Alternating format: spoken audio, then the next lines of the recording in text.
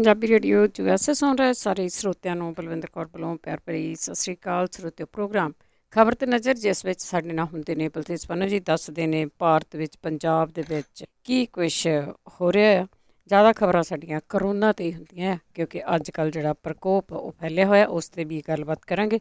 ਸਭ ਤੋਂ ਪਹਿਲਾਂ ਧੰਨਵਾਦ ਸਾਡੇ ਸਪਾਂਸਰ ਦਾ, ਜਿਨ੍ਹਾਂ ਨੇ ਇਸ ਪ੍ਰੋਗਰਾਮ ਨੂੰ ਸਪਾਂਸਰ ਕੀਤਾ। ਸਭ ਤੱਕ ਪਹੁੰਚਾ ਖਾਲਸਾ ਇੰਸ਼ੋਰੈਂਸ ਏਜੰਸੀ ਸਾਨੂੰ ਜੇ 4082722500। ਇਹਨਾਂ ਦਾ ਫੋਨ ਨੰਬਰ ਹੈ। ਗੁਰਦੀਪ ਸਿੰਘ ਬੈਦੀ ਕਲੋਬਾ, ਸਤਰਾਮ ਸਿੰਘ ਸ਼ੇਰਗਿੱਲ ਸਰਮਾ, ਮਨਜੀਤ ਸਿੰਘ ਦੀਵਾਨਾ ਫਰੈਜ਼ਨੋ, ਗੁਰਚਰਨ ਸਿੰਘ ਬਿਕਰਸਫੀਲਡ, ਯੈਂਡਰ ਹੋਮ ਲੋਨ ਰੀਅਲ ਸਟੇਟ ਵਾਲੇ ਮੋਹਨ ਚੀਮਾ ਜੀ। ਉਹਨਾਂ ਦਾ ਫੋਨ ਨੰਬਰ 5599052575।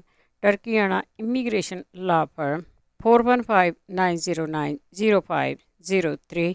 ਸਟਾਰਲਾਈਟ ਟਰੱਕ ਟਾਇਰ ਵਾਲੇ, ਜਿਨ੍ਹਾਂ ਦਾ ਫੋਨ ਨੰਬਰ 2092509535। ਬਹੁਤ ਬਹੁਤ ਧੰਨਵਾਦ ਕਰਦੇ ਹਾਂ ਸਭ ਦਾ। ਪ੍ਰੋਗਰਾਮਾਂ ਨੂੰ ਸਪਾਂਸਰ ਕਰਦੇ ਹੋ, ਸਭ ਤੱਕ ਪਹੁੰਚਾਉਂਦੇ ਹੋ। ਸਾਡੇ ਨਾਲ ਜੁੜ ਚੁੱਕੇ ਨੇ ਬਲਤੇਜ ਪੰਨੂ, ਸਤਿ ਸ਼੍ਰੀ ਅਕਾਲ, ਸਵਾਗਤ ਹੈ ਜੀ। ਧੰਨਵਾਦ ਜੀ, ਮਿਹਰਬਾਨੀ। ਸਭ ਤੋਂ ਪਹਿਲਾਂ ਗੱਲ ਕਰਦੇ ਆ, ਜਿਹੜੀਆਂ ਇਹਨਾਂ ਨੇ ਐਪ ਬਣਾਈਆਂ ਸੀਗੀਆਂ, ਹੋਰ ਕਈ ਸਾਈਟ ਬਣਾਈਆਂ ਸੀਗੀਆਂ, ਜਿਸ ਦੇ ਉੱਤੇ ਲੋਕਾਂ ਨੇ ਰਜਿਸਟ੍ਰੇਸ਼ਨ ਕਰਨੀ ਸੀਗੀ ਵੈਕਸੀਨ ਬਣਾਉਣ ਦੀ, ਉਹ ਸਾਰੀਆਂ ਕਰੈਸ਼ ਹੋ ਗਈਆਂ। ਐਕਚੁਅਲੀ ਲੋਕਾਂ ਨੂੰ ਕੁਛ ਨਹੀਂ ਜਿਹੜਾ ਦੱਸਿਆ ਗਿਆ ਸੀਗਾ ਕਿ ਕਿੰਨੇ ਵਜੇ ਇਹ ਰਜਿਸਟ੍ਰੇਸ਼ਨ ਜਿਹੜੀ ਆ ਉਹ ਸ਼ੁਰੂ ਹੋਣੀ ਆ, ਕਿਉਂਕਿ 18 ਸਾਲ ਤੋਂ ਉੱਪਰ ਉਮਰ ਦੇ ਲੋਕਾਂ ਦੇ ਵਾਸਤੇ ਹੁਣ ਰਜਿਸਟ੍ਰੇਸ਼ਨ ਜ਼ਰੂਰੀ ਹੈ, ਜਿਨ੍ਹਾਂ ਨੇ ਇਹ ਵੈਕਸੀਨ ਲਵਾਉਣਾ ਕਰੋਨਾ ਦਾ। ਜਦੋਂ 28 ਤਰੀਕ ਹੋਈ ਆ, 27 ਦੀ ਰਾਤ 12 ਵਜੇ ਤੋਂ ਲੋਕ ਇਹਦੇ ਉੱਤੇ ਰਜਿਸਟਰਡ ਕਰਨ ਲੱਗ ਗਏ ਆਪਣੇ ਆਪ ਨੂੰ। ਦੁਪਹਿਰ ਤੱਕ ਹੁੰਦਿਆਂ ਜਿਹੜਾ ਸੀਗਾ ਅਗਲੇ ਦਿਨ 10-11 ਵਜੇ ਤੱਕ ਲੋਕਾਂ ਦਾ ਗੁੱਸਾ ਜਿਹੜਾ ਸੀ ਉਹ ਸੋਸ਼ਲ ਮੀਡੀਆ ਦੇ ਉੱਤੇ ਫੁੱਟਣਾ ਸ਼ੁਰੂ ਹੋ ਗਿਆ ਵੀ ਉੱਥੇ ਤਾਂ ਕੋਈ ਰਜਿਸਟ੍ਰੇਸ਼ਨ ਹੀ ਨਹੀਂ ਹੋ ਰਹੀ। ਫਿਰ ਇਹਨਾਂ ਨੇ ਆਪਣੇ ਐਪ ਦੇ ਰਾਹੀਂ ਇਹ ਇਨਫੋਰਮੇਸ਼ਨ ਦਿੱਤੀ ਕਿ ਸ਼ਾਮੀ 4 ਵਜੇ ਤੋਂ ਇਹ ਰਜਿਸਟ੍ਰੇਸ਼ਨ ਜਿਹੜੀ ਆ ਉਹ ਸ਼ੁਰੂ ਹੋਊਗੀ। ਸ਼ਾਮੀ 4 ਵਜੇ ਜਦੋਂ ਲੋਕਾਂ ਨੇ ਇਹਦੇ ਉੱਤੇ ਰਜਿਸਟ੍ਰੇਸ਼ਨ ਕਰਨ ਦੀ ਕੋਸ਼ਿਸ਼ ਕੀਤੀ ਤਾਂ ਇਹ ਜਿਹੜੀ ਸਾਈਟ ਸੀ ਤੇ ਜਿਹੜੇ ਐਪ ਸੀ ਉਹ ਸਾਰੇ ਕਰੈਸ਼ ਹੋ ਗਏ। ਹਾਲਾਂਕਿ ਬਾਅਦ ਦੇ ਵਿੱਚ ਜਿਹੜਾ ਇਹ ਆਖਿਆ ਗਿਆ ਕਿ ਜਿਹੜੇ ਕੋਵਿਨ ਤੇ ਆਰੋਗਿਆ ਸੇਤੂ ਐਪ ਸੀ, ਇਹ ਵੀ ਜਿਹੜੇ ਉਹ ਕੋਲੈਪਸ ਹੋ ਗਏ। ਔਰ ਇਹ ਕਿਹਾ ਗਿਆ ਕਿ 80 ਲੱਖ ਲੋਕਾਂ ਦੀ ਰਜਿਸਟ੍ਰੇਸ਼ਨ ਦਾ ਦਾਅਵਾ ਕੀਤਾ ਗਿਆ ਜੀ। ਔਰ 1 ਮਿੰਟ ਦੇ ਵਿੱਚ ਇਹ ਕਿਹਾ ਗਿਆ ਕਿ 27 ਲੱਖ ਲੋਕਾਂ ਨੇ ਪੋਰਟਲ ਨੂੰ ਹਿੱਟ ਕੀਤਾ। ਔਰ ਇੱਕੋ ਦਿਨ ਦੇ ਵਿੱਚ ਜਿਹੜੇ ਉਹ ਨਵੇਂ ਰਿਕਾਰਡ ਵੀ ਦੂਜੇ ਪਾਸੇ ਜਿਹੜੇ ਜੀ ਉਹ ਆ ਗਏ। ਇਹ ਜਿਹੜਾ ਰਜਿਸਟ੍ਰੇਸ਼ਨ ਦਾ ਜਿਹੜਾ ਅਮਲ ਸੀਗਾ, ਕੁਝ ਮਿੰਟਾਂ ਦੇ ਵਿੱਚ ਸਰਵਰ ਦੇ ਤਕਨੀਕੀ ਨੁਕਸ ਪੈਣ ਤੋਂ ਬਾਅਦ ਇਹ ਕਰੈਸ਼ ਹੋ ਗਿਆ। ਦਾਅਵੇ ਕੀਤੇ ਜਾ ਰਹੇ ਆ, ਪਰ ਦੂਜੇ ਪਾਸੇ ਇਹ ਵੀ ਕਿਹਾ ਜਾ ਰਿਹਾ ਕਿ ਰਜਿਸਟ੍ਰੇਸ਼ਨ ਤਾਂ ਹੁਣ ਜੇ ਉਹ ਇਹ ਸਾਰਾ ਢਾਂਚਾ ਜਿਹੜਾ ਉਹ ਚੱਲਦਾ ਹੋਵੇ। ਹਾਲਾਂਕਿ ਦੇਰ ਸ਼ਾਮ ਹੁੰਦਿਆਂ ਕੁਝ ਥਾਵਾਂ ਦੇ ਉੱਤੇ ਇਹ ਦੁਬਾਰਾ ਤੋਂ ਲੌਗਇਨ ਹੋਣਾ ਸ਼ੁਰੂ ਜਿਹੜਾ ਉਹ ਹੋ ਗਿਆ।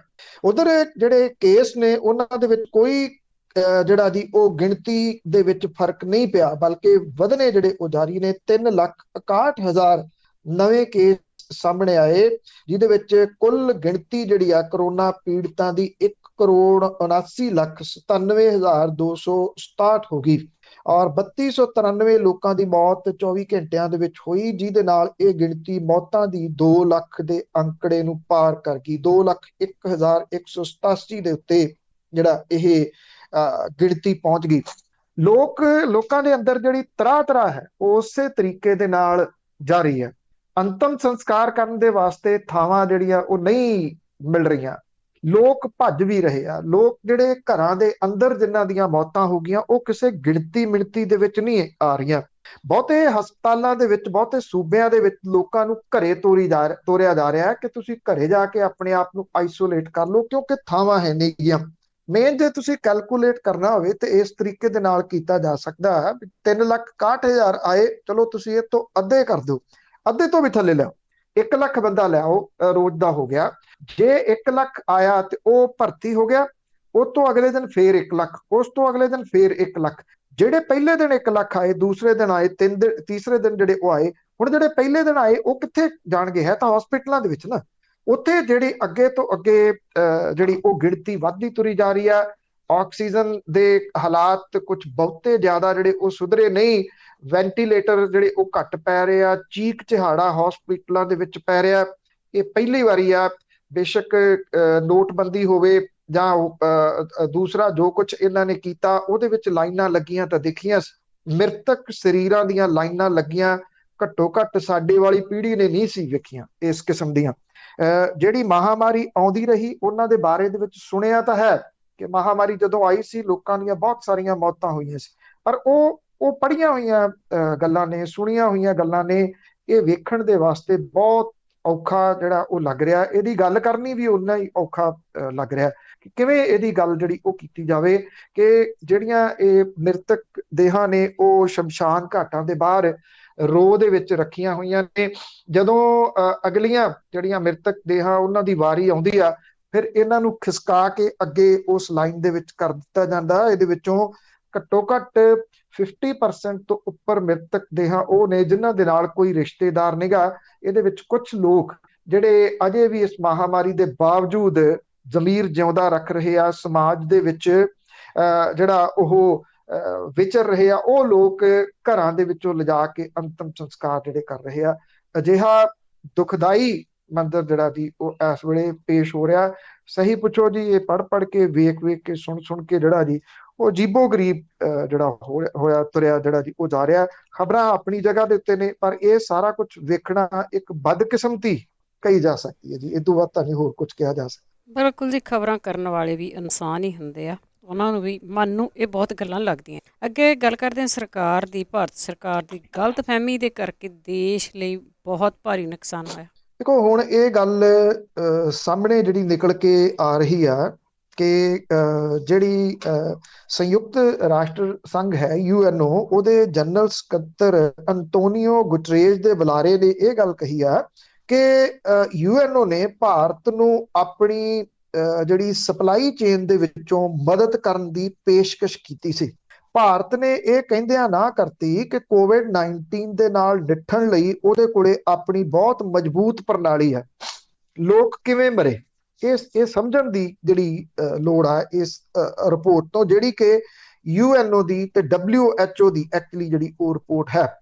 ਬੇਕਾਬੂ ਹੋਈ ਕਰੋਨਾ ਦੀ ਜਿਹੜੀ ਇਹ ਲਹਿਰ ਹੈ, ਭਾਰਤ ਦੇ ਇਹਨਾਂ ਦਾਅਵਿਆਂ ਦੀ ਪੋਲ ਖੋਲ ਕੇ ਉਹਨੇ ਰੱਖ ਦਿੱਤੀ ਆ। ਮਜ਼ਬੂਤ ਪ੍ਰਣਾਲੀ ਦੇ ਬਾਰੇ ਸਰਕਾਰ ਦੀ ਇਹ ਗਲਤਫਹਿਮੀ ਲੋਕਾਂ ਦੇ ਉੱਤੇ ਭਾਰੀ ਪੈ ਰਹੀ ਆ। UN ਮੁਖੀ ਦੇ ਤਰਜਮਾਨ ਫਰਹਾਨ ਹੱਕ ਨੇ ਇਹ ਗੱਲ ਕਹੀ ਆ ਕਿ ਅਸੀਂ ਭਾਰਤ ਨੂੰ ਕਿਹਾ ਸੀ ਕਿ ਜੇ ਲੋੜ ਹੈ ਤਾਂ COVID-19 ਦੇ ਵੱਧਦੇ ਕੇਸਾਂ ਦੇ ਮੱਦੇਨਜ਼ਰ ਆਪਣੀ ਸਪਲਾਈ ਚੇਨ ਚੋਂ ਉਹਦੀ ਸਹਾਇਤਾ ਕਰਨ ਲਈ ਤਿਆਰ ਹੈ, ਪਰ ਭਾਰਤ ਨੇ ਇਸ ਪੇਸ਼ਕਸ਼ ਨੂੰ ਰੱਦ ਕਰ ਦਿੱਤਾ। ਸਾਨੂੰ ਦੱਸਿਆ ਇਹ ਗਿਆ ਕਿ ਇਸ ਮੌਕੇ ਦੇ ਉੱਤੇ ਭਾਰਤ ਨੂੰ ਇਸ ਤਰ੍ਹਾਂ ਦੀ ਕਿਸੇ ਸਹਾਇਤਾ ਦੀ ਜਿਹੜੀ ਉਹ ਕੋਈ ਲੋੜ ਨਹੀਂ, ਕਿਉਂਕਿ ਭਾਰਤ ਦੇ ਕੋਲੇ ਹਾਲਾਤਾਂ ਦੇ ਨਾਲ ਨਿਪਟਣ ਲਈ ਮੁਨਾਸਬ ਮਜ਼ਬੂਤ ਪ੍ਰਣਾਲੀ ਮੌਜੂਦ ਹੈ।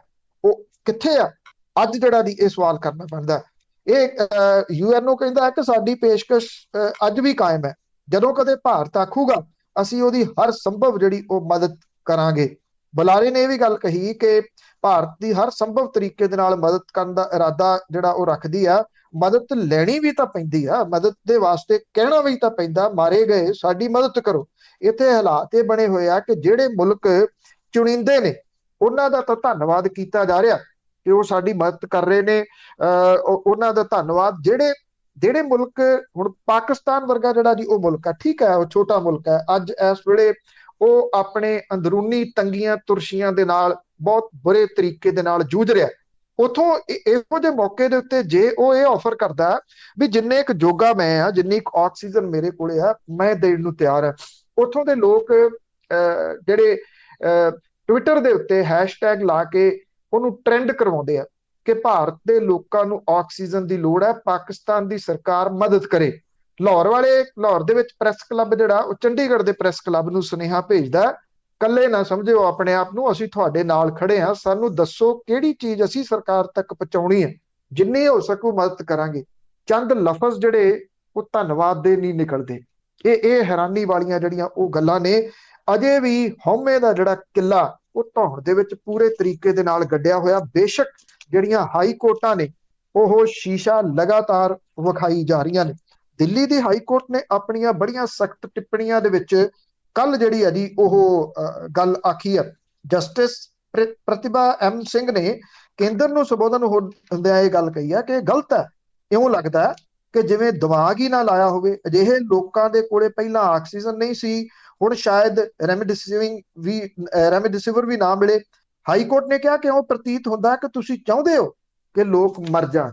ਇਹ ਮੇਰੀ ਵਰਡਿੰਗ ਨਹੀਂ ਜੀ, ਇਹ ਜਿਹੜੀ ਦਿੱਲੀ ਦੀ ਹਾਈ ਕੋਰਟ ਹੈ ਉਹਦੀ ਵਰਡਿੰਗ ਹੈ। ਕੱਲ ਦੇ ਜੱਜ ਨੇ ਇਹ ਜਿਹੜਾ ਸੁਣਵਾਈ ਦੇ ਦੌਰਾਨ ਜਿਹੜੀ ਆਖੀ, ਚਾਹੇ ਉੱਤਰ ਪ੍ਰਦੇਸ਼ ਦੀ ਹਾਈ ਕੋਰਟ ਹੈ, ਗੁਜਰਾਤ ਦੀ ਹਾਈ ਕੋਰਟ ਹੈ, ਪੱਛਮੀ ਬੰਗਾਲ ਦੀ ਹਾਈ ਕੋਰਟ ਹੈ, ਮਹਾਰਾਸ਼ਟਰ ਦੀ ਹਾਈ ਕੋਰਟ ਹੈ, ਹਾਈ ਕੋਰਟਾਂ ਸਹਿਕਦੀਆਂ ਨੇ ਅਜੇ ਵੀ, ਔਰ ਲੋਕਾਂ ਦੀ ਫਿਕਰ ਕਰਦਿਆਂ ਇਸ ਤਰ੍ਹਾਂ ਦੀਆਂ ਟਿੱਪਣੀਆਂ ਕਰ ਰਹੀਆਂ ਨੇ। ਪਰ ਇਸ ਤਰ੍ਹਾਂ ਦੀਆਂ ਟਿੱਪਣੀਆਂ ਜਿੱਥੇ ਪਹੁੰਚਣੀਆਂ ਚਾਹੀਦੀਆਂ ਨੇ ਅਜੇ ਵੀ ਉੱਥੇ ਨਹੀਂ ਪਹੁੰਚ ਰਹੀਆਂ। ਉਹ ਇਹ ਕਹਿ ਰਹੇ ਆ ਸਾਰਾ ਕੁਝ ਠੀਕ ਠਾਕ ਹੈ, ਸਾਡੇ ਕਾਬੂ ਹੇਠ ਹੈ, ਸਾਡੇ ਕੋਲੇ ਢਾਂਚਾ ਹੈਗਾ। ਢਾਂਚਾ ਕਿੱਥੇ ਹੈ? ਢਾਂਚਾ ਕਿਸੇ ਜਗ੍ਹਾ ਦੇ ਉੱਤੇ ਨਜ਼ਰ ਨਹੀਂ ਆ ਰਿਹਾ। ਢਾਂਚਾ ਤਾਂ ਬਸ ਇਹੀ ਆ ਵੀ ਬਾਹਰਲੇ ਕੰਟਰੀਆਂ 'ਚ ਆਪਣਾ ਬਿਜ਼ਨਸ ਬਣਾ ਲਓ, ਇਹੀ ਢਾਂਚਾ ਹੈ ਇੱਕ। ਅੱਗੇ ਰਜਿੰਦਰਾ ਹਸਪੀਟਲ ਦੀ ਗੱਲ ਕਰਦੇ ਹਾਂ, ਉਸ ਦੇ ਵਿੱਚ ਹਰ ਘੰਟੇ ਇੱਕ ਮੌਤ ਹੋ ਰਹੀ ਹੈ, ਅਤੇ ਪੰਜਾਬ ਦੇ ਵਿੱਚ ਵੀ ਮੌਤਾਂ ਦੀ ਗਿਣਤੀ ਵਧੀ। ਤੁਸੀਂ ਦੇਖੋ ਕਿ ਉਹ ਹਾਲਾਤ ਜਿਹੜੇ ਉਹ ਬਣੇ ਨੇ ਉਰਦੂ ਦੇ ਸ਼ੇਰ ਵਾਂਗੂ ਕਿ ਹਰ ਸ਼ਾਖ ਪੇ ਉੱਲੂ ਬੈਠਾ ਹੈ, ਅੰਜਾਮੇ ਗੁਜ਼ਲਿਸਤਾਂ ਕਿਆ ਹੋਗਾ। ਜਿਹੜੀਆਂ ਵਿਰੋਧੀ ਧਿਰਾਂ ਨੇ ਉਹ ਵਾੜ ਦਿੱਤੀਆਂ ਅੰਦਰ ਕਿ ਕੋਈ ਰੈਲੀ ਨਹੀਂ ਕਰਨ ਦੇਣੀ, ਕੋਈ ਇਕੱਠ ਨਹੀਂ ਕਰਨ ਦੇਣਾ। ਤੇ ਆਪ ਜਿਹੜੇ ਜੀ ਉਹ ਸੱਦ ਕੇ MLAs ਨੂੰ ਲਗਾਤਾਰ ਮੀਟਿੰਗਾਂ ਹੋ ਰਹੀਆਂ ਨੇ। 2022 ਦੀਆਂ ਚੋਣਾਂ ਦੀ ਤਿਆਰੀ ਜਿਹੜੀ ਆ ਉਹ ਕੀਤੀ ਜਾ ਰਹੀ ਹੈ। ਸਿਹਤ ਮੰਤਰੀ ਬਲਬੀਰ ਸਿੰਘ ਸਿੱਧੂ ਕਿੱਥੇ ਨੇ? ਇਹ ਸਭ ਤੋਂ ਵੱਡਾ ਜਿਹੜਾ ਉਹ ਸਵਾਲ ਹੈ।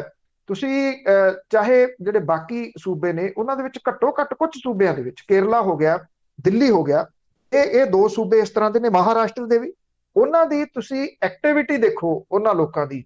ਚਾਹੇ ਬੇਸ਼ੱਕ ਮੈਂ ਨਹੀਂ ਇਹ ਕਹਿੰਦਾ ਕਿ ਉੱਥੇ ਬਿਲਕੁਲ ਕਾਬੂ ਦੇ ਹੇਠ, ਬਹੁਤ ਮੰਦੇ ਹਾਲਾਤਾਂ ਦੇ ਵਿੱਚ ਨੇ ਉੱਥੇ, ਪਰ ਉਹ ਲੋਕ ਕੋਠੇ ਚੜ ਕੇ ਰੌਲਾ ਤਾਂ ਪਾ ਰਹੇ ਆ, ਉਹ ਲੋਕ ਬੋਲ ਤਾਂ ਰਹੇ ਆ, ਲੋਕਾਂ ਤੱਕ ਅਪਰੋਚ ਤਾਂ ਕਰ ਰਹੇ ਆ। ਫਿਕਰ ਨਾ ਕਰੋ, ਅਸੀਂ ਇੱਥੇ ਬੈਠੇ ਆ। ਉਹ ਕੱਲੇ ਸਿਲੰਡਰ ਦੇ ਵਾਸਤੇ, ਇੱਕ ਸਿਲੰਡਰ ਦੇ ਵਾਸਤੇ ਜੂਝ ਰਹੇ ਆ। ਉਹ ਲਗਾਤਾਰ ਵੈਕਸੀਨ ਦੇ ਵਾਸਤੇ ਜੂਝ ਤਾਂ ਰਹੇ ਆ ਨਾ। ਫਿਰ ਵੀ ਮੌਤਾਂ ਉੱਥੇ ਬਹੁਤ ਹੋ ਰਹੀਆਂ ਨੇ, ਇਹਦੇ 'ਚ ਕੋਈ ਸ਼ੱਕ ਵਾਲੀ ਗੱਲ ਨਹੀਂ। ਇਹਦੇ ਬਾਵਜੂਦ ਇਸ ਪੱਖੋਂ ਤਾਂ ਉਹਨਾਂ ਦੀ ਪਿੱਠ ਥਾਪਣ ਨਹੀਂ ਬਣਦੀ ਆ ਕਿ ਉਹਨਾਂ ਨੇ ਲੋਕਾਂ ਨੂੰ ਮਰਨ ਵਾਸਤੇ ਤਾਂ ਨਹੀਂ ਛੱਡਿਆ ਹੋਇਆ। ਉਹ ਲਗਾਤਾਰ ਬੋਲ ਰਹੇ ਨੇ। ਇੱਥੇ ਤਾਂ ਬੋਲ ਕੋਈ ਨਹੀਂ ਰਿਹਾ। ਇੱਥੇ ਸਿਹਤ ਮੰਤਰੀ ਕਿੱਥੇ ਇੰਨੀਆਂ ਮੀਟਿੰਗਾਂ ਜਿਹੜੀਆਂ ਉਹ ਕਰ ਰਹੇ ਆ? ਜਿਹੜੇ ਸਿਹਤ ਕਾਮੇ ਇਹਨਾਂ ਨੇ ਪਿਛਲੇ ਵਰੇ ਮਈ ਮਹੀਨੇ ਦੇ ਵਿੱਚ 1000 ਰੁਪਏ ਦਿਹਾੜੀ ਤੇ ਰੱਖੇ ਸੀਗੇ, 3000 ਰੁਪਇਆ ਦਿਹਾੜੀ ਦੇ ਉੱਤੇ MBBS ਡਾਕਟਰ ਰੱਖੇ, ਉਹ ਅਕਤੂਬਰ ਦੇ ਵਿੱਚ ਇੱਕ ਸ਼ਾਮ ਨੂੰ ਇਹਨਾਂ ਨੇ ਤੋਰ ਤੇ ਸਵੇਰ ਤੋਂ ਤੁਹਾਡੀ ਲੋੜ ਨਹੀਂ। ਆ ਜਿਹੜੀਆਂ ਪਰਸੋਂ ਡਾਂਗਾਂ ਪਈਆਂ ਨੇ ਪੁਲਿਸ ਦੀਆਂ ਜਿਨ੍ਹਾਂ ਨੂੰ, ਉਹੀ ਨੇ ਉਹ ਸਿਹਤ ਕਾਮੇ। ਉਹ ਕਹਿੰਦੇ ਸਾਡੇ ਕੋਲੇ ਤਜਰਬਾ, ਪਿਛਲੇ ਵਰੇ ਅਸੀਂ ਮੂਹਰੇ ਹੋ ਕੇ ਲੜੇ ਆ ਇਸ ਕੋਵਿਡ ਦੇ ਦੌਰ ਦੇ ਵਿੱਚ, ਉਸ ਤਜਰਬੇ ਦਾ ਲਾਹਾ ਲਓ, ਤੁਸੀਂ ਸਾਨੂੰ ਦੁਬਾਰਾ ਸੱਦ ਲਓ। ਸਰਕਾਰ ਕਹਿੰਦੀ ਨਹੀਂ, ਉਹਨਾਂ ਨੂੰ ਨਹੀਂ ਦੁਬਾਰਾ ਸੱਦਣਾ, ਅਸੀਂ ਨਵੇਂ ਬੰਦੇ ਹਾਇਰ ਕਰਾਂਗੇ। ਇਸ ਕਰਕੇ ਕਿ ਸਰਕਾਰ ਨੂੰ ਇਹ ਲੱਗਦਾ ਕਿ ਉਹ 6 ਮਹੀਨੇ ਉਹਨਾਂ ਤੋਂ ਪਹਿਲਾਂ ਲਵਾ ਲੇ, ਜੇ 6 ਮਹੀਨੇ ਉਹਨਾਂ ਦੇ ਹੋਰ ਲੱਗ ਗਏ, ਸਾਲ ਹੋ ਗਿਆ ਪੂਰਾ, ਮੁੜ ਕੇ ਕਹਿਣਗੇ ਸਾਨੂੰ ਪੱਕਿਆਂ ਕਰੋ। ਦੂਜਾ, ਸਰਕਾਰ ਨੇ ਇਲੈਕਸ਼ਨਾਂ ਦੇ ਵਿੱਚ 2022 ਦੇ ਵਿੱਚ ਇਹ ਦੱਸਣਾ ਵੀ ਅਸੀਂ ਘਰ ਘਰ ਨੌਕਰੀਆਂ ਕਿੰਨੀਆਂ ਦਿੱਤੀਆਂ। ਇੱਕ ਤਾਂ ਉਹ ਅੰਕੜਾ ਦਊਗੀ ਜਿਹੜੇ ਪਿਛਲੇ ਮਈ ਮਹੀਨੇ ਦੇ ਵਿੱਚ ਉਹਨੇ ਰੱਖਿਆ, ਇੱਕ ਅੰਕੜਾ ਹੁਣ ਨਵਾਂ ਤਿਆਰ ਕਰੂਗੀ, ਔਰ ਉਹ ਅੰਕੜਾ ਜਿਹੜਾ ਉਹਦੇ ਵਿੱਚ ਪਲੱਸ ਕਰੂਗੀ ਕਿ ਉਸ ਸਾਲ ਇੰਨੇ ਰੱਖੇ, ਉਸ ਸਾਲ ਇੰਨੇ ਰੱਖੇ, ਅਕਤੂਬਰ 'ਚ ਕੱਢੇ ਕਿਸੇ ਨੇ ਗਿਣਨੇ ਨਹੀਂ। ਇਹ ਘਰ ਘਰ ਨੌਕਰੀ ਦੇ ਅੰਕੜੇ ਜਿਹੜੇ ਉਹ ਤਿਆਰ ਕੀਤੇ ਜਾ ਰਹੇ ਆ, ਉਹਦੇ 'ਚ ਫਰਕ ਕੀ ਪੈ ਰਿਹਾ? ਲੋਕ ਜਿਹੜੇ ਉਹ ਲਗਾਤਾਰ ਮਰ ਰਹੇ ਆ। ਚਿੜੀ ਦੇ ਪਹੁੰਚੇ ਜਿੰਨਾ ਪੰਜਾਬ ਹੈ, ਭੋਰਾਕ ਆਬਾਦੀ ਵਾਈਜ਼, ਖੇਤਰਫਲ ਵਾਈਜ਼ 142 ਮੌਤਾਂ 24 ਘੰਟਿਆਂ ਦੇ ਵਿੱਚ ਇੱਥੇ ਪੰਜਾਬ ਦੇ ਵਿੱਚ ਹੋ ਗਈਆਂ ਨੇ। ਸਭ ਤੋਂ ਵੱਡਾ ਅੰਕੜਾ। ਅਸੀਂ ਰੋਜ਼ ਜਦੋਂ ਗੱਲ ਕਰਦੇ ਹਾਂ ਤੇ ਇਹੀ ਗੱਲ ਕਰਦੇ ਹਾਂ ਵੀ ਇਹ ਸਭ ਤੋਂ ਵੱਡਾ। ਇਹੋ ਲੱਗਦਾ ਕਿ ਸ਼ਾਇਦ ਹੁਣ ਇਹਦੇ ਤੋਂ ਹੁਣ ਥੱਲੇ ਨੂੰ ਮੋੜਾ ਪੈਣਾ ਸ਼ੁਰੂ ਹੋ ਜਾਊਗਾ, ਅਗਲੇ ਦਿਨ ਉਹ ਅੰਕੜਾ ਹੋਰ ਵੱਧ ਜਾਂਦਾ। ਇਸ ਵੇਲੇ ਸੂਬੇ ਦੇ ਵਿੱਚ ਮੌਤਾਂ ਦੀ ਗਿਣਤੀ 8772 ਹੋ ਚੁੱਕੀ ਹੋਈ ਆ। 24 ਘੰਟਿਆਂ ਦੇ ਵਿੱਚ 6472 ਨਵੇਂ ਕੇਸ ਸਾਹਮਣੇ ਆਏ ਨੇ। 5272 ਜਿਹੜੇ ਆ ਉਹਨਾਂ ਨੂੰ ਛੁੱਟੀ ਵੀ ਜਿਹੜੀ ਉਹ ਮਿਲੀ ਆ। ਸਰਗਰਮ ਕੇਸਾਂ ਦੀ ਗਿਣਤੀ ਜਿਹੜੀ ਆ 53426 ਆ, ਜਿਹਦੇ ਚੋਂ 97 ਜਿਹੜੇ ਉਹ ਵੈਂਟੀਲੇਟਰ ਸਪੋਰਟ ਦੇ ਉੱਤੇ ਇਸ ਵੇਲੇ ਜਿਹੜਾ ਉਹ ਹੈਗੇ ਨੇ। ਔਰ ਦੂਜੇ ਪਾਸੇ ਡਿਸਟ੍ਰਿਕਟ ਮੋਹਾਲੀ, ਲੁਧਿਆਣਾ, ਬਠਿੰਡਾ, ਨਵਾਂ ਸ਼ਹਿਰ, ਮਾਨਸਾ ਜਿਹੜਾ ਜੀ, ਇਹਨਾਂ ਦੇ ਵਿੱਚ ਮੌਤਾਂ ਜਿਹੜੀਆਂ ਉਹ ਹੋਈਆਂ ਨੇ ਜਿਹੜੀਆਂ। ਔਰ ਜਿਹੜੀਆਂ ਸਭ ਤੋਂ ਵੱਧ ਜਿਹੜੀਆਂ ਮੌਤਾਂ ਨੇ ਇਹਦੇ ਵਿੱਚ 24 ਜਿਹੜੇ ਸੀਗੇ, 24 ਦੇ ਵਿੱਚੋਂ 10 ਜਿਹੜੇ ਪਟਿਆਲਾ ਡਿਸਟ੍ਰਿਕਟ ਦੇ ਨਾਲ ਸੰਬੰਧਿਤ ਨੇ, 5 ਡਿਸਟ੍ਰਿਕਟ ਸੰਗਰੂਰ ਦੇ ਨਾਲ ਸੰਬੰਧਿਤ ਨੇ। ਜੇ ਆਪਾਂ ਐਵਰੇਜ ਜਿਹੜੀ ਆ ਉਹ ਲਾਉਨੇ ਆ, ਕਿਉਂਕਿ 24 ਡੈਥ ਹੋਈਆਂ 24 ਘੰਟਿਆਂ ਦੇ ਵਿੱਚ, ਤਾਂ ਹਰ ਘੰਟੇ ਇੱਕ ਮੌਤ ਜਿਹੜੀ ਆ ਉਹ ਰਜਿੰਦਰਾ ਹਸਪੀਟਲ ਦੇ ਵਿੱਚ ਹੋ ਰਹੀ ਆ। ਕਿਉਂਕਿ ਰਜਿੰਦਰਾ ਹਸਪੀਟਲ ਵੱਡਾ, ਇਹ ਮਾਲਵਾ ਬੈਲਟ ਦਾ ਤਕਰੀਬਨ ਇਹ ਕਿਹਾ ਜਾ ਸਕਦਾ ਕਿ ਸਭ ਤੋਂ ਵੱਡਾ ਹਸਪੀਟਲ ਹੈ। ਇਸ ਕਰਕੇ ਇੱਥੇ ਦੂਜੇ ਸੂਬਿਆਂ ਤੋਂ ਬਹੁਤ ਸਾਰੇ ਜਿਹੜੇ ਲੋਕ ਆ ਉਹ ਆਉਂਦੇ ਆ। ਹਾਲਾਂਕਿ ਇੱਥੇ ਆਕਸੀਜਨ ਵਾਲੀ ਕਮੀ ਜਿਹੜੀ ਜੀ ਉਹ ਨਹੀਂ ਹੈਗੀ। ਲਗਾਤਾਰ ਸਪਲਾਈ ਜਿਹੜੀ ਆ ਉਹ ਆਕਸੀਜਨ ਦੀ ਆ ਰਹੀ ਹੈ। ਔਰ ਚੰਗੇ ਤੁਸੀਂ ਕਹ ਲਓ ਕਿ ਚੰਗਾ ਇਹ ਹੋਇਆ ਕਿ ਪਿਛਲੇ ਵਰੇ ਜਨਵਰੀ ਦੇ ਮਹੀਨੇ ਦੇ ਵਿੱਚ ਇੱਥੇ ਨਵੀਂ ਬਿਲਡਿੰਗ ਖੁੱਲ ਗਈ ਸੀ, ਉਹਦੇ ਵਿੱਚ ਇਹ ਕੋਵਿਡ ਦਾ ਵਾਰਡ ਜਿਹੜਾ ਉਹ ਬਣਿਆ ਹੋਇਆ। ਘੱਟੋ ਘੱਟ ਲੋਕਾਂ ਨੂੰ ਜਗ੍ਹਾ ਜਿਹੜੀ ਉਹ ਮਿਲ ਰਹੀ ਹੈ, ਪਰ ਮੌਤਾਂ ਦੀ ਗਿਣਤੀ ਜਿੰਨੀ ਵੱਧਦੀ ਤੁਰੀ ਜਾ ਰਹੀ ਹੈ ਉਹ ਆਪਣੇ ਆਪ ਦੇ ਵਿੱਚ ਬਹੁਤ ਵੱਡਾ ਸਵਾਲ ਹੈ। ਪੰਜਾਬ ਦੇ ਵਿੱਚ 142 ਤੱਕ ਜਿਹੜੀ ਗਿਣਤੀ ਆ ਉਹ ਪਹੁੰਚ ਚੁੱਕੀ ਹੋਈ ਆ। ਹਾਲ ਪਾਰਿਆ ਜਿਹੜੀ ਆ ਜੀ ਉਹ ਪੰਜਾਬ ਦੇ ਵਿੱਚ ਵੀ ਸਾਰੇ ਸ਼ਹਿਰਾਂ ਦੇ ਵਿੱਚ ਹੋ ਰਹੀ ਹੈ। ਬਿਲਕੁਲ ਜੀ, ਬਿਮਾਰੀ ਦਾ ਪ੍ਰਕੋਪ ਹੀ ਇੰਨਾ ਹੈਗਾ। ਤੇ ਅੱਗੇ ਆਪਾਂ ਬਿਮਾਰੀ ਤੋਂ ਬਾਹਰ ਨਿਕਲ ਕੇ ਗੱਲ ਕਰਦੇ ਹਾਂ ਪੰਜਾਬ ਕਾਂਗਰਸ ਦੀ। ਉਸ ਦੇ ਵਿੱਚ ਸਦਾ ਹੀ ਵੋਟਾਂ ਦੇ ਲਾਗੇ ਖਿੱਚੋ ਤਾਣ ਕਾਟੋ ਕਲੇਸ਼ ਬਹੁਤ ਹੁੰਦਾ ਹੈ, ਹੁਣ ਵੀ ਸਿਖਰਾਂ ਤੇ ਆ। ਦੇਖੋ, ਇੱਕ ਤਾਂ ਇਸ ਮਾਮਲੇ ਦੇ ਵਿੱਚ ਜਿਹੜੇ ਪ੍ਰਗਟ ਸਿੰਘ ਹੋਰੀ ਨੇ ਉਹਨਾਂ ਨੇ ਮੁੱਖ ਮੰਤਰੀ ਦੇ ਨਾਲ ਮੀਟਿੰਗ ਕਰਕੇ ਤੇ ਮੁੜ ਕੇ ਆ ਕੇ ਪ੍ਰੈਸ ਨੂੰ ਸੰਬੋਧਨ ਉਹ ਹੋਏ, ਔਰ ਉਹਦੇ ਵਿੱਚ ਉਹਨਾਂ ਨੇ ਪ੍ਰੈਸ ਨੂੰ ਸੰਬੋਧਨ ਕਰਦਿਆਂ ਜਿਹੜਾ ਸੀਗਾ ਕੈਪਟਨ ਅਮਰਿੰਦਰ ਸਿੰਘ ਹੋਰਾਂ ਦੀ ਕਾਰਗੁਜ਼ਾਰੀ, ਉਹਨਾਂ ਦੇ ਕੰਮਕਾਰ ਕਰਨ ਦੀ ਸ਼ੈਲੀ ਦੇ ਉੱਤੇ ਵੱਡੇ ਸਵਾਲ ਖੜੇ ਕੀਤੇ। ਨਵਜੋਤ ਸਿੰਘ ਸਿੱਧੂ ਹੋਰਾਂ ਨੇ ਤਾਂ ਟਵੀਟ ਨਹੀਂ ਕੀਤਾ, ਸ਼ਾਇਦ ਇਸ ਕਰਕੇ ਕਿ ਅੱਜ ਪ੍ਰਗਟ ਸਿੰਘ ਹੋਰੀ ਬੋਲਣਗੇ। ਉਹਨਾਂ ਨੇ ਇਹ ਗੱਲ ਜਿਹੜੀ ਕਹੀ ਕਿ ਕੈਪਟਨ ਅਮਰਿੰਦਰ ਸਿੰਘ ਹੋਰਾਂ ਨੂੰ ਮੀਡੀਆ ਦੇ ਵਿੱਚ ਨਹੀਂ ਸੀ ਜਾਣਾ ਚਾਹੀਦਾ। ਉਧਰੋਂ ਜਿਹੜੇ ਸਾਬਕਾ ਜਨਰਲ ਜੇ ਸਿੰਘ, ਜਿਨ੍ਹਾਂ ਨੂੰ ਊਂ ਹੀ ਛੇੜ ਲਿਆ ਕੈਪਟਨ ਅਮਰਿੰਦਰ ਸਿੰਘ ਹੋਰਾਂ ਨੇ, ਉਹ ਵੀ ਬੋਲੇ। ਜੇ ਸਿੰਘ ਦੇ ਬਾਰੇ ਕੈਪਟਨ ਅਮਰਿੰਦਰ ਸਿੰਘ ਹੋਰਾਂ ਨੇ ਕਿਹਾ ਸੀ ਕਿ ਜੇ ਸਿੰਘ ਦੀ ਵੀ ਜ਼ਮਾਨਤ ਮੈਂ ਜ਼ਬਤ ਕਰਾਈ ਸੀਗੀ, ਅਕਾਲੀ ਦਲ ਵੱਲੋਂ ਆਏ ਸੀ ਤੇ ਨਵਜੋਤ ਸਿੱਧੂ ਵੀ ਆ ਜਾਣ, ਜ਼ਮਾਨਤ ਉਹਨਾਂ ਦੀ ਵੀ ਜ਼ਬਤ ਕਰਾ ਦੂੰ। ਜੇ ਸਿੰਘ ਹੋਰੀ ਕਹਿੰਦੇ ਕਿ ਮੈਂ ਤਾਂ ਸਿਰਫ ਚੋਣ ਹਾਰੀ, ਤੁਸੀਂ ਤਾਂ ਜ਼ਮੀਰ ਹਾਰ ਗਏ। ਇਹ ਵੀ ਕਹਿਤਾ ਕਿ 2017 ਦੇ ਵਿੱਚ ਫਿਕਸ ਮੈਚ ਸੀਗਾ ਕਾਂਗਰਸ ਤੇ ਅਕਾਲੀ ਦਲ ਦਾ। ਉਹ ਕਹਿੰਦੇ ਕੈਪਟਨ ਅਮਰਿੰਦਰ ਸਿੰਘ ਹੋਰੀ ਲੰਬੀ ਕੀ ਲੈਣ ਗਏ ਸੀਗੇ, ਉਹ ਉੱਥੇ ਪ੍ਰਕਾਸ਼ ਸਿੰਘ ਬਾਦਲ ਹੋਰਾਂ ਨੂੰ ਜਿਤਾਉਣ ਗਏ ਸੀ, ਔਰ ਅਕਾਲੀ ਦਲ ਨੇ ਪਟਿਆਲੇ ਦੇ ਵਿੱਚ ਉਹਨਾਂ ਨੂੰ ਜਿਤਾਇਆ। ਕਹਿੰਦੇ ਮੈਨੂੰ ਪਤਾ ਹੀ ਨਹੀਂ ਸੀਗਾ ਵੀ ਇਹ ਅੰਦਰ ਖਾਤੇ ਕਿਹੜੀ ਜਿਹੜੀ ਖਿਚੜੀ ਆ ਉਹ ਰਿੱਝ ਰਹੀ ਆ। ਉਹਨਾਂ ਕਿਹਾ ਕਿ ਇਹ ਸਭ ਨੂੰ ਪਤਾ ਹੈ ਕਿ ਅਕਾਲੀ ਤੇ ਕਾਂਗਰਸੀ, ਕੈਪਟਨ ਤੇ ਬਾਦਲ ਪਰਿਵਾਰ ਜਿਹੜਾ ਉਹ ਇੱਕ ਹੈ, ਇਹਨਾਂ ਨੇ ਮਿਲ ਕੇ ਚੋਣ ਲੜੀ ਸੀ। ਜੇ ਸਿੰਘ ਹੋਰਾਂ ਨੇ ਟਵੀਟ ਤੇ ਟਵੀਟ ਜਿਹੜਾ ਜੀ ਉਹ ਸੁੱਟੇ। ਕੱਲ ਪ੍ਰਗਟ ਸਿੰਘ ਹੋਰਾਂ ਨੇ ਵੀ ਸਵਾਲੀਆ ਚਿੰਨ੍ਹ ਜਿਹੜੇ ਜੀ ਉਹ ਵੱਡੇ ਲਾਏ। ਇਹ ਕਿਹਾ ਕਿ ਸਾਨੂੰ ਜਵਾਬ ਦੇਣਾ ਲੋਕਾਂ ਦੇ ਸਾਹਮਣੇ ਔਖਾ ਹੋ ਜਾਣਾ, ਅਸੀਂ ਕੀ ਜਵਾਬ ਦੇਵਾਂਗੇ ਲੋਕਾਂ ਨੂੰ ਕਿ ਜਿੱਥੇ ਅਕਾਲੀ ਦਲ ਖੜਾ ਸੀਗਾ 17 ਦੇ ਵਿੱਚ, ਅੱਜ ਕਾਂਗਰਸ ਉੱਥੇ ਜਾ ਕੇ ਜਿਹੜੀ ਉਹ ਖੜੀ ਹੈ। ਇੱਕ ਗੱਲ ਹੋਰ ਹੋਈ ਕਿ ਸੁਖਜਿੰਦਰ ਸਿੰਘ ਰੰਧਾਵਾ ਜਿਹੜੇ ਕੈਬਨਿਟ ਮੰਤਰੀ ਨੇ, ਅਸਤੀਫਾ ਦਿੱਤਾ ਸੀ 3 ਦਿਨ ਪਹਿਲਾਂ। ਇਹ ਗੱਲ ਆਖੀ ਗਈ ਸੀ ਕਿ ਅਸਤੀਫਾ ਪਾੜ ਕੇ ਸੁੱਟਤਾ। ਕੱਲ ਜਿਹੜੀ ਕੈਬਨਿਟ ਦੀ ਮੀਟਿੰਗ ਹੋਈ ਉਹਦੇ ਵਿੱਚ ਸੁਖਜਿੰਦਰ ਸਿੰਘ ਰੰਧਾਵਾ ਹੋਰੀ ਚੰਡੀਗੜ੍ਹ ਹੋਣ ਦੇ ਬਾਵਜੂਦ ਨਹੀਂ ਪਹੁੰਚੇ। ਇਹ ਕਿਹਾ ਜਾ ਰਿਹਾ ਕਿ ਸ਼ਾਇਦ ਉਹਨਾਂ ਦੀ ਨਾਰਾਜ਼ਗੀ ਜਿਹੜੀ ਉਹ ਜਿਉਂ ਦੀ ਤਿਉਂ ਆ। ਹਾਲਾਂਕਿ ਇਹਦੇ ਵਿੱਚ ਅਸਤੀਫਾ ਜਿਹੜਾ ਸੀਗਾ ਉਹ ਜਾਖੜ ਸਾਹਿਬ ਨੇ ਵੀ ਦਿੱਤਾ ਸੀ। ਜਾਖੜ ਸਾਹਿਬ ਨੂੰ ਤਾਂ ਇਹ ਕਹਿ ਦਿੱਤਾ ਗਿਆ ਸੀਗਾ ਕਿ ਤੁਸੀਂ ਮੈਨੂੰ ਅਸਤੀਫਾ ਤੁਹਾਡਾ ਦੇਣਾ ਬਣਦਾ ਹੀ ਨਹੀਂ, ਕਿਉਂਕਿ ਜਾਖੜ ਸਾਹਿਬ ਨੇ ਜੇ ਅਸਤੀਫਾ ਦੇਣਾ ਸੀ ਉਹ ਤਾਂ ਉਹਨਾਂ ਨੇ ਉੱਪਰ ਹਾਈ ਕਮਾਂਡ ਨੂੰ ਭੇਜਣਾ ਸੀ। ਇੱਥੇ ਇਹਨਾਂ ਨੂੰ ਦਿੱਤਾ, ਖੈਰ ਉਹ ਵੀ ਕਿਹਾ ਗਿਆ ਕਿ ਪਾੜ ਦਿੱਤਾ। ਉਧਰ ਮਾਝੇ ਦੇ ਜਿਹੜੇ ਵਿਧਾਇਕ ਨੇ ਉਹਨਾਂ ਨੇ ਸਰਕਾਰ ਨੂੰ ਘੇਰਿਆ। ਇਹ ਕਿਹਾ ਜਾਂਦਾ ਹੈ ਕਿ ਜਦੋਂ ਇਹਨਾਂ ਦੀ ਨਾਲ ਮੀਟਿੰਗ ਦੇ ਵਿੱਚ ਇਹ ਸਮਝਾਉਣ ਦੀ ਜਿਹੜੀ ਉਹ ਕੋਸ਼ਿਸ਼ ਕੀਤੀ ਗਈ ਟੈਕਨੀਕਲੀ ਕਿ ਆਹ ਨੇ, ਤੇ ਉਹ ਮਾਝੇ ਵਾਲੇ ਜਿਹੜੇ ਸੀਗੇ ਜੀ ਉਹ ਇਹ ਗੱਲ ਕਹਿੰਦੇ ਕਿ ਆਹ ਜਿਹੜੀਆਂ ਗੱਲਾਂ ਤੁਸੀਂ ਕਾਨੂੰਨੀ ਨੁਕਤੇ ਸਾਨੂੰ ਸਮਝਾ ਰਹੇ ਹੋ, ਇਹ ਆਪਣੇ ਕੋਲ ਰੱਖੋ। ਸਾਨੂੰ ਇਹ ਦੱਸੋ ਕਿ ਇਹ ਜਿਹੜੇ ਅਸਲ ਮੁਲਜ਼ਮ ਨੇ ਉਹਨਾਂ ਨੂੰ ਅੰਦਰ ਕਦੋਂ ਕਰੋਗੇ ਬੇਅਦਬੀ ਵਾਲੇ।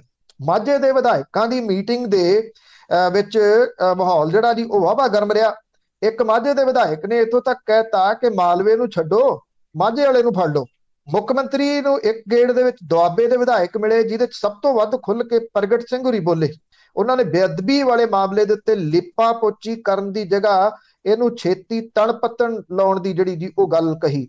ਮੁੱਖ ਮੰਤਰੀ ਹੋਰੀ ਜਿਹੜਾ ਜੀ ਬਾਰ-ਬਾਰ ਇੱਕੋ ਗੱਲ ਜਿਹੜੀ ਉਹ ਕਹਿੰਦੇ ਰਹੇ ਕਿ ਇਹ ਗਲਤ ਪ੍ਰਚਾਰ ਕੀਤਾ ਜਾ ਰਿਹਾ। ਮੈਂ ਇੱਕ ਇੰਟਰਵਿਊ ਸੁਣ ਰਿਹਾ ਸੀਗਾ ਮੁੱਖ ਮੰਤਰੀ ਹੋਰਾਂ ਦੀ, ਉਹਦੇ ਵਿੱਚ ਉਹ ਇਹ ਗੱਲ ਕਹਿੰਦੇ ਵੀ ਇਹ ਮਾਮਲਾ ਜਿਹੜਾ ਗੋਲੀकांड ਨਾਲ ਸੰਬੰਧਿਤ ਸੀ, ਬੇਅਦਬੀ ਵਾਲੇ ਮਾਮਲੇ ਦੇ ਵਿੱਚ ਤਾਂ ਚਲਾਨ ਪੇਸ਼ ਕੀਤੇ ਜਾ ਚੁੱਕੇ ਆ, ਫੜੇ ਵੀ ਜਿਹੜਾ ਅਰੈਸਟ ਵੀ ਹੋ ਚੁੱਕੇ ਹੋਏ ਆ ਸਾਰੇ, ਤੇ ਉਹ ਤਾਂ ਸਾਰਾ ਕੁਝ ਚੱਲ ਰਿਹਾ। ਹੈਰਾਨਗੀ ਇਸ ਗੱਲ ਦੀ ਆ ਕਿ ਕਿੱਥੇ ਚਲਾਨ ਜਿਹੜੇ ਆ ਜੀ ਉਹ ਪੇਸ਼ ਹੋਏ ਆ। ਉਹ ਪੰਜਾਬ ਹਰਿਆਣਾ ਹਾਈ ਕੋਰਟ ਨੇ ਜਿਹੜੇ ਸਿੱਟ ਸੀਗੀ ਉਹਦੇ ਮੁਖੀ ਨੂੰ ਬਦਲਣ ਲਈ ਕਿਹਾ ਸੀਗਾ, ਉਹ ਬਦਲ ਦਿੱਤੇ ਗਏ ਸੀ, ਪਰਮਾਰ ਸਾਹਿਬ ਲਾਏ ਗਏ ਸੀ ਉਹਦੇ ਤੇ। ਉਹਨਾਂ ਦੀਆਂ ਕਿਹੜੀਆਂ ਮੀਟਿੰਗਸ ਹੋਈਆਂ ਨੇ ਮੁੜ ਕੇ ਸਿੱਟ ਦੀਆਂ, ਤੇ ਸਿੱਟ ਨੇ ਅੱਗੋਂ ਉਸ ਮਾਮਲੇ ਦੇ ਉੱਤੇ ਕੀ ਕੀਤਾ ਸਮਝ ਨਹੀਂ ਆਉਂਦੀ ਕਿ ਮੁੱਖ ਮੰਤਰੀ ਸਾਹਿਬ ਨੂੰ ਇਹ ਕਾਗਜ਼ ਪੱਤਰ ਕੌਣ ਦੇ ਰਿਹਾ, ਔਰ ਉਹ ਕਿਵੇਂ ਲੋਕਾਂ ਦੇ ਵਿੱਚ ਆ ਕੇ ਜਿਹੜਾ ਜੀ ਪ੍ਰਚਾਰ ਰਿਹਾ ਵੀ ਉਹ ਤਾਂ ਮਾਮਲਾ ਸੁਲਝ ਗਿਆ ਹੈ। ਕਿਹਨੇ ਜਿਹੜਾ ਜੀ ਉਹ ਸੁਲਝਾਇਆ? ਪਹਿਲੀ ਸਿੱਟ ਵਾਲਿਆਂ ਨੇ ਸੁਲਝਾਇਆ ਜਾਂ ਮੌਜੂਦਾ ਜਿਹੜੇ ਤੁਸੀਂ ਬਦਲ ਦਿੱਤਾ ਮੁਖੀ ਉਹਨੇ ਜਿਹੜਾ ਜੀ ਉਹ ਸੁਲਝਾਇਆ? ਇਉਂ ਲੱਗ ਰਿਹਾ ਜੀ ਕਿ ਸ਼ਾਇਦ ਉਸ ਦੁਨੀਆ ਦੇ ਵਿੱਚ ਜਿਹੜੇ ਉਹ ਜੀਣ ਦੀ ਕੋਸ਼ਿਸ਼ ਹੈ ਮੌਜੂਦਾ ਸਰਕਾਰ ਦੀ, ਜਿੱਥੇ ਉਹਨਾਂ ਨੂੰ ਲੱਗਦਾ ਹੈ ਕਿ ਲੋਕਾਂ ਨੂੰ ਜਿਹੜੀ ਗੱਲ ਅਸੀਂ ਕਹਿ ਦਿਆਂਗੇ ਲੋਕਾਂ ਨੇ ਉਸੇ ਗੱਲ ਦੇ ਉੱਤੇ ਅੱਖਾਂ ਮੀਚ ਕੇ ਯਕੀਨ ਕਰ ਲੈਣਾ। ਬਿਲਕੁਲ ਬਿਲਕੁਲ ਸਹੀ ਜੀ, ਉਹੀ ਜੁਮਲੇ ਛੱਡ ਰਹੇ ਵੀ ਹੁਣ। ਅੱਗੇ ਗੱਲ ਕਰਦੇ ਹਾਂ, ਦਿੱਲੀ ਦੇ ਵਿੱਚ ਚੁਣੇ ਹੋਏ ਮੁੱਖ ਮੰਤਰੀ ਦੀ ਜਗ੍ਹਾ ਤੇ ਦਿੱਲੀ ਦੇ ਜਿਹੜੇ ਉਪ ਰਾਜਪਾਲ ਆ, ਨਵੇਂ ਕਾਨੂੰਨਾਂ ਦੇ ਮੁਤਾਬਕ ਉਹਨਾਂ ਨੂੰ ਸਾਰੀ ਵਾਂਗਡੋਰ ਦਿੱਤੀ ਗਈ ਹੈ। ਦੇਖੋ, ਇੱਕ ਪਾਸੇ ਤਾਂ ਮਹਾਮਾਰੀ ਚੱਲ ਰਹੀ ਹੈ, ਆਪਾਂ ਕਿੰਨੀਆਂ ਗੱਲਾਂ ਜਿਹੜੀਆਂ ਦੀ ਉਹ ਕੀਤੀਆਂ, ਲੋਕਾਂ ਦੇ ਕੀ ਹਾਲਾਤ ਨੇ। ਦੂਜੇ ਪਾਸੇ ਜਿਹੜੀ ਕੇਂਦਰ ਦੀ ਸਰਕਾਰ ਹੈ ਉਹ ਆਪਣੀਆਂ ਜਿਹੜੀਆਂ ਗਿਣਤੀਆਂ ਮਿਣਤੀਆਂ ਉਹੀ ਉਧਰ ਜਿਹੜਾ ਉਹ ਲੱਗੀ ਹੋਈ ਹੈ। ਕੇਂਦਰ ਦੀ ਸਰਕਾਰ ਦੇ ਵੱਲੋਂ ਪਿਛਲੇ ਦਿਨੀ ਪਿਛਲੇ ਪਾਰਲੀਮੈਂਟ ਸੈਸ਼ਨ ਦੇ ਵਿੱਚ ਇੱਕ ਬਿੱਲ ਜਿਹੜਾ ਲਿਆਂਦਾ ਗਿਆ ਸੀਗਾ, ਔਰ ਇਹ ਕੌਮੀ ਰਾਜਧਾਨੀ ਖੇਤਰ ਸ਼ਾਸਨ ਸੋਧ ਐਕਟ ਲਾਗੂ ਹੋ ਗਿਆ ਜੀ। ਹੁਣ ਉਹਨੂੰ ਪਾਸ ਕਰਵਾ ਲਿਆ ਸੀਗਾ ਇਹਨਾਂ ਨੇ, ਲਾਗੂ ਕਰ ਦਿੱਤਾ। ਤੇ ਹੈਰਾਨੀ ਵਾਲੀ ਗੱਲ ਇਹ ਆ ਕਿ ਲੋਕਾਂ ਦੀ ਚੁਣੀ ਹੋਈ ਸਰਕਾਰ ਦੇ ਪੱਲੇ ਹੁਣ ਕੋਈ ਤਾਕਤ ਨਹੀਂ ਰਹੀ। ਜਿਹੜਾ ਉਪ ਰਾਜਪਾਲ ਜਿਹਨੂੰ ਕੇਂਦਰ ਦੀ ਸਰਕਾਰ ਲਾਉਂਦੀ ਆ, ਥੋਪਿਆ ਜਾਂਦਾ ਲੋਕਾਂ ਦੇ ਉੱਤੇ, ਉਹ ਹੁਣ ਉੱਥੇ ਰਾਜ ਕਰੂਗਾ ਜੀ। ਸਾਰਾ ਕੁਝ ਜਿਹੜਾ ਉਹ ਕਲੀਅਰ ਹੋ ਗਿਆ ਹੈ। ਇਹ ਜਿਹੜਾ ਸੋਧ ਐਕਟ ਹੈ ਉਹ ਲਾਗੂ ਕੀਤੇ ਜਾਣ ਤੋਂ ਬਾਅਦ ਸਾਰੇ ਅਧਿਕਾਰ ਉਪ ਰਾਜਪਾਲ ਅਨਿਲ ਬੈਜਲ ਦੇ ਕੋਲੇ ਚਲੇ ਗਏ।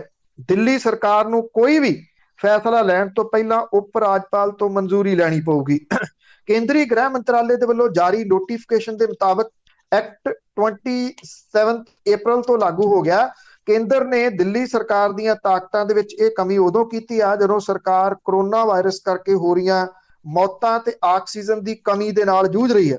ਗ੍ਰਹਿ ਮੰਤਰਾਲੇ ਦੇ ਵਧੇਕ ਸਕੱਤਰ ਦੇ ਦਖਸਤਾਂ ਹੇਠ ਜਾਰੀ ਨੋਟੀਫਿਕੇਸ਼ਨ ਦੇ ਮੁਤਾਬਕ ਕੌਮੀ ਰਾਜਧਾਨੀ ਰਾਜ ਖੇਤਰ ਸ਼ੋਸ਼ਣ ਐਕਟ ਜਿਹੜਾ ਉਹਦੇ ਵਿੱਚ ਦਿੱਤੀਆਂ ਤਾਕਤਾਂ ਦੀ ਵਰਤੋਂ ਕਰਦੇ ਹੋਏ ਕੇਂਦਰ ਸਰਕਾਰ ਨੇ ਐਕਟ ਦੀਆਂ ਮੱਦਾਂ ਜਿਹੜੀਆਂ ਦੀ ਉਹ ਲਾਗੂ ਕਰਤੀਆਂ ਨੇ। ਕਾਨੂੰਨ ਦੇ ਮੁਤਾਬਕ ਦਿੱਲੀ 'ਚ ਹੁਣ ਸਰਕਾਰ ਦਾ ਰਾਜ ਜਿਹੜਾ ਜੀ ਉਹ ਨਹੀਂ ਰਿਹਾ। ਉਪ ਰਾਜਪਾਲ ਦਾ ਮਤਲਬ ਜਿਹੜਾ ਉਹ ਸਰਕਾਰ ਹੋਊਗਾ। ਇਹ ਐਕਟ ਜਿਹੜਾ ਜੀ ਇਹ ਇੱਥੇ ਪਿਛਲੇ ਸੈਸ਼ਨ ਦੇ ਵਿੱਚ ਪਾਸ ਕੀਤਾ ਗਿਆ ਸੀਗਾ। ਮੁੱਖ ਮੰਤਰੀ ਅਰਵਿੰਦ ਕੇਜਰੀਵਾਲ ਨੇ ਕੇਂਦਰ ਦੀ ਐਨਡੀਏ ਸਰਕਾਰ ਦੇ ਉੱਤੇ ਦੋਸ਼ ਲਾਉਂਦਿਆਂ ਨੂੰ ਲੋਕਤੰਤਰ ਲਈ ਕਾਲਾ ਦਿਨ ਜਿਹੜਾ ਉਹ ਕਰਾਰ ਦਿੱਤਾ ਸੀਗਾ। ਐਕਚੁਅਲੀ ਇਹਦੇ ਵਿੱਚ ਹੁਣ ਕਾਹਲੀ ਇਹਨੂੰ ਲਾਗੂ ਕਰਨ ਦੀ ਇਸ ਕਰਕੇ ਕੀਤੀ ਗਈ ਆ ਕਿ ਪਿਛਲੇ ਦਿਨੀ ਪ੍ਰਧਾਨ ਮੰਤਰੀ ਹੋਰਾਂ ਦੇ ਨਾਲ ਮੀਟਿੰਗ ਦੇ ਵਿੱਚ ਜਦੋਂ ਬੋਲੇ ਨੇ ਅਰਵਿੰਦ ਕੇਜਰੀਵਾਲ, ਉਹਨਾਂ ਨੂੰ ਚੈਨਲਾਂ ਦੇ ਉੱਤੇ ਲਾਈਵ ਕਰਕੇ ਉਹਨਾਂ ਨੇ ਸਰਕਾਰ ਦੀ ਪੋਲ ਖੋਲ ਦਿੱਤੀ ਇੱਕ ਕਿਸਮ ਦੇ ਨਾਲ। ਉਹ ਜਿਹੜੀ ਜੀ ਉਹ ਪੋਲ ਖੋਲਣ ਕਰਕੇ ਜਿਹੜੀ ਉਹ ਭਾਜਪਾ ਔਖੀ ਆ। ਔਰ ਇਸ ਵੇਲੇ ਜਿੰਨਾ ਜਿਹੜੀ ਕੇਂਦਰ ਦੀ ਸਰਕਾਰ ਦੇ ਉੱਤੇ ਕਿੰਤੂ ਪਰੰਤੂ ਅਰਵਿੰਦ ਕੇਜਰੀਵਾਲ ਹੋਰੀ ਕਰ ਰਹੇ ਆ ਜਾਂ ਉਠਾ ਰਹੇ ਆ ਉਹਦੇ ਫੇਲ ਹੋਏ ਢਾਂਚੇ ਦੇ ਬਾਰੇ ਦੇ ਵਿੱਚ, ਉਹਨਾਂ ਨੇ ਇਹ ਸੋਚਿਆ ਕਿ ਜਿੰਨੀ ਛੇਤੀ ਹੋ ਸਕਦਾ ਅਰਵਿੰਦ ਕੇਜਰੀਵਾਲ ਦੀਆਂ ਆਵਾਜ਼ਾਂ ਜਿਹੜੀਆਂ ਦੀ ਉਹ ਖਿੱਚ ਦਿੱਤੀਆਂ ਜਾਣ।